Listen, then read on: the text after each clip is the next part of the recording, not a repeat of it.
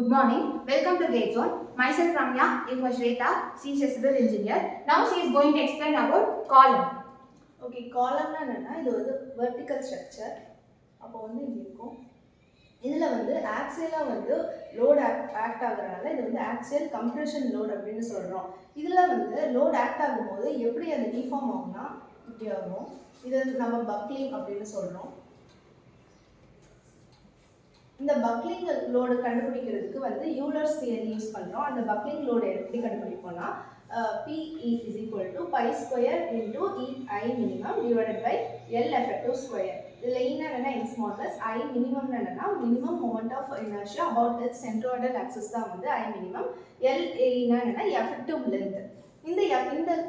இந்த கண்டிஷன்ஸ் வந்து நாலு type of load end conditions வச்சு நம்ம L effective கால்குலேட் பண்ணலாம். ஃபர்ஸ்ட் என்னன்னா both end hinged இருக்கும்போது எப்படி இருக்கும்னா ரெண்டுமே காலம்ல ரெண்டு எண்டுமே ஹிஞ்ச்டா இருந்துச்சுன்னா அதோட எல் எஃபெக்ட் வந்து எல்லா தான் இருக்கும். அப்போ வந்து எல்லா தான் இருக்கும். நெக்ஸ்ட் போத் எண்ட் ஃபிக்ஸ்டு, ரெண்டு எண்டும் ஃபிக்ஸ்டா இருந்துச்சுன்னா இப்படி வந்து பக்கிள் ஆகும். அப்போ வந்து L effective is equal to L by 2 இருக்கும். when both one end fixed other end free, ஒரு எண்டு ஃபிக்ஸ்டா இருந்துட்டு அதர் எண்ட் ஃப்ரீயா இருந்துச்சுன்னா அது எப்படி ரிஃப்ளெக்ட் ஆகும்னா இப்படி ஆகும். அப்படி ஆகும்போது L effective is equal to 2L இருக்கும்.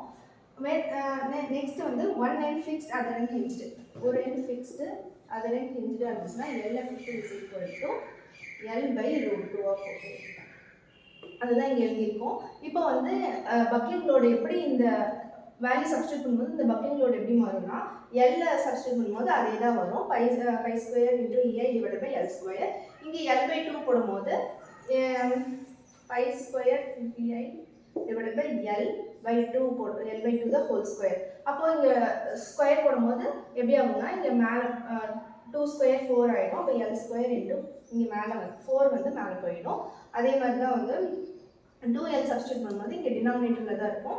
L by √2 சப்ஸ்டிட்யூட் பண்ணும்போது √2 ஸ்கொயர் வந்து 2, அப்போ வந்து நியூமரேட்டருக்கு போயிடும். இதுல நெக்ஸ்ட் என்ன பண்ணுவோம்னா இதோட கம்பேரிசன் பண்ணுவோம். இப்போ இதோட ரேஷியோ என்னன்னா இதோட ரேஷியோ 1. இப்போ இது நெக்ஸ்ட் இந்த இதுக்கு வந்து 4, இது வந்து 1/4, இது வந்து 2. இப்போ இதுல இருந்து நம்ம என்ன தெரியுதுன்னா இதுல வந்து நம்ம 4 மல்டிப்ளை பண்ணும்போது 4 வரும். இங்க 4 4s are 16, 4 1s are 4, 4 2s are 8. இதுல வந்து எதுக்கு அதிகமா இருக்குன்னா 16 தான் அதிகமா இருக்கு. அப்பனா போத் எண்ட் ஃபிக்ஸ்டா இருக்கும்போது தான் அந்த லோட் கேரிங் கெபாசிட்டி அதிகமா இருக்கும். இதே வந்து one end fixed other end ஃப்ரீயா இருந்துச்சுன்னா அது 4 ரொம்ப கம்மியா இருக்கும். ஓகே, இது அப்போ வந்து இதுல இருந்து நமக்கு என்ன தெரியுதுன்னா load carrying capacity for both end fixed தான் வந்து அதிகம்ன்றது நமக்கு தெரியுது. ஓகே, இவங்க எல்லாம் வந்து எல்லா எண்ட் கண்டிஷன்ஸ்க்கும் வந்துட்டு எல் எஃபெக்ட் வேல்யூ வச்சு கம்பேரிசன் ரேஷியோ சொன்னாங்க.